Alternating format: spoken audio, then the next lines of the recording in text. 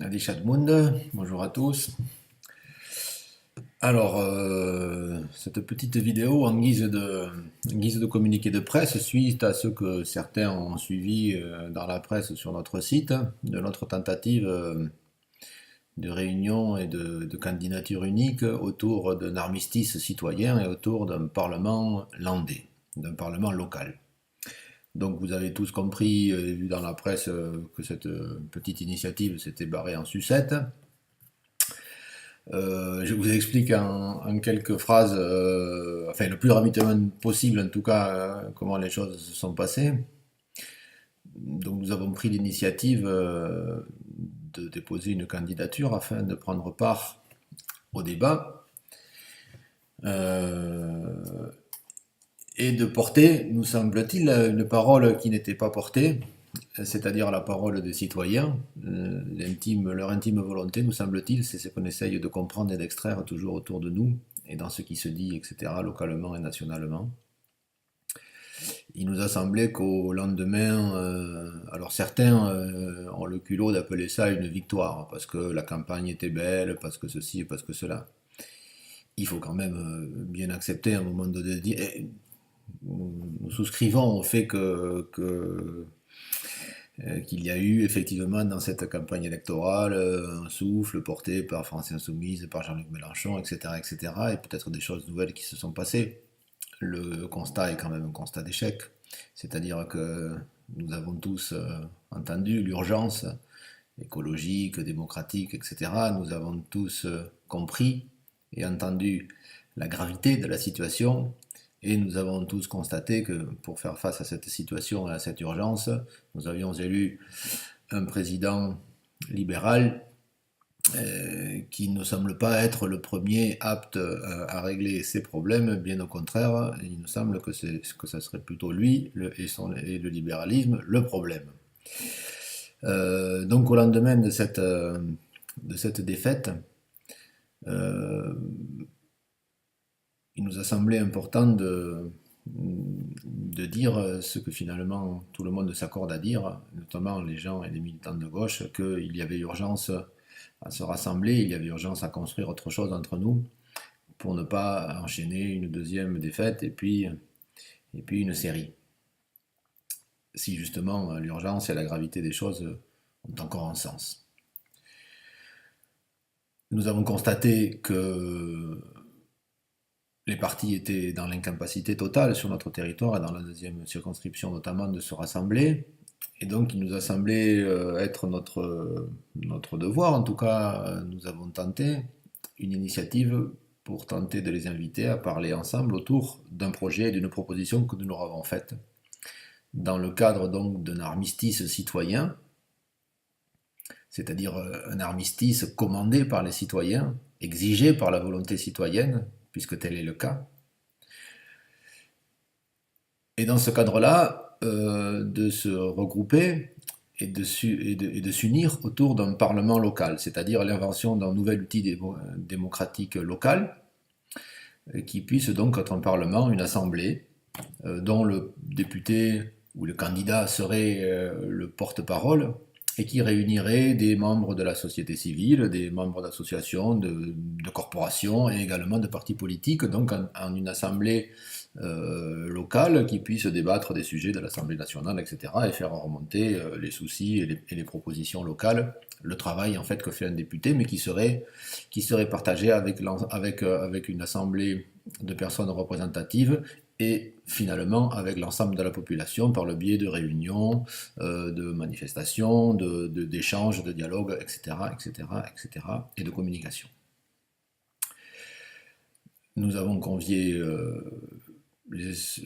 l'intégralité des partis de gauche jusqu'au Parti socialiste, et donc en s'arrêtant En Marche, qui ne considérons pas comme un parti de gauche, mais effectivement, notre démarche dans l'idée d'un parlement doit traverser les partis. Simplement, il nous a semblé plus simple et plus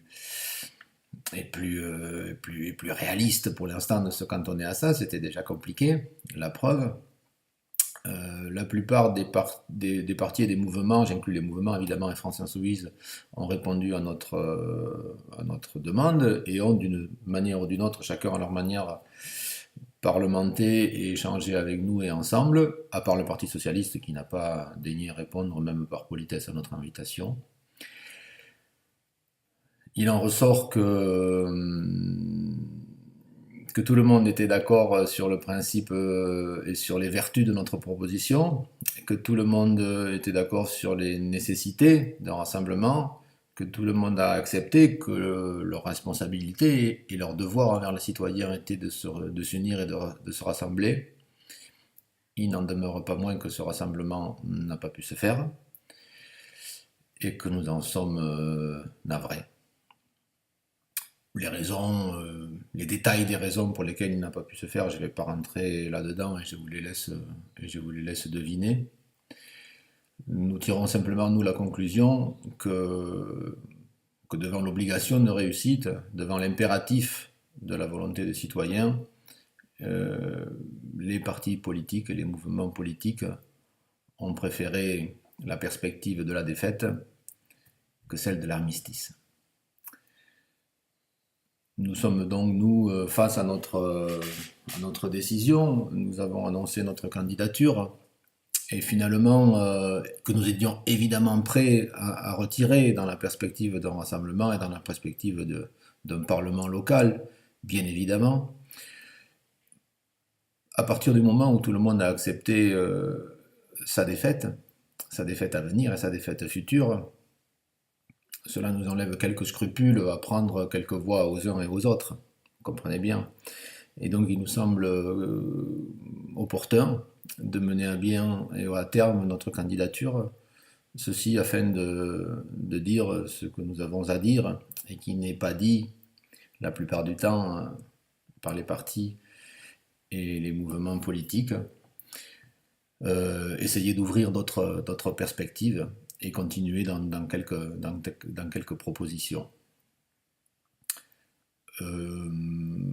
Pour conclure, avant de finir, j'essaye de faire le plus court possible, mais c'est pas si facile que ça.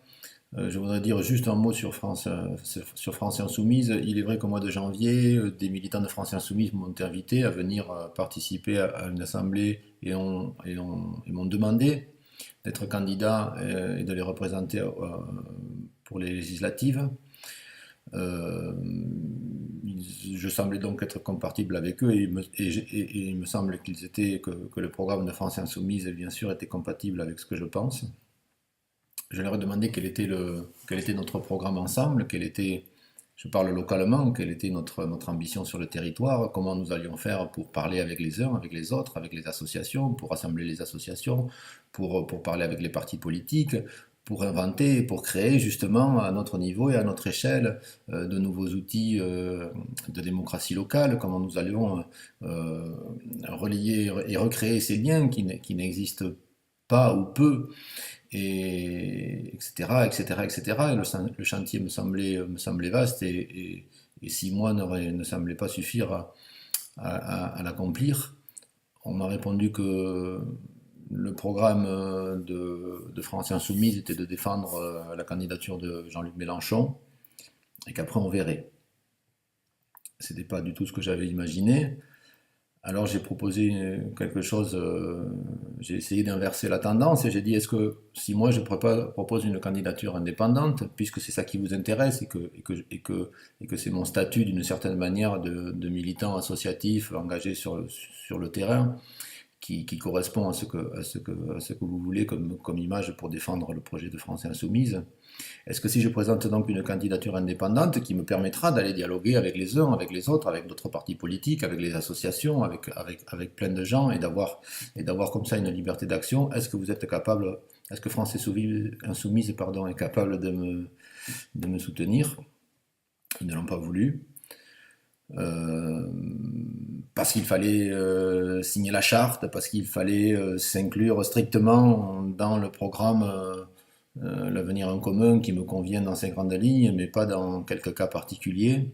Et donc je n'ai pas senti suffisamment de liberté pour pouvoir agir et pour pouvoir mener une vraie campagne de terrain et essayer d'initier quelque chose d'en bas ici du territoire.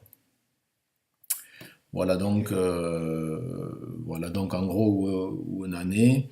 Alors, je vais faire bref. On va faire d'autres vidéos. On s'était dit, on fait des vidéos de 3 minutes. Celle-là, je ne sais pas combien on le fait, mais en tout cas, elle dépasse. Donc, on aura encore d'autres choses à se dire parce qu'une circulaire envoyée dans les boîtes aux lettres, évidemment, c'est un peu court pour comprendre ce qu'on veut dire. Donc, on fera d'autres vidéos. Et je vous dis à la prochaine, quoi. Allez, chat.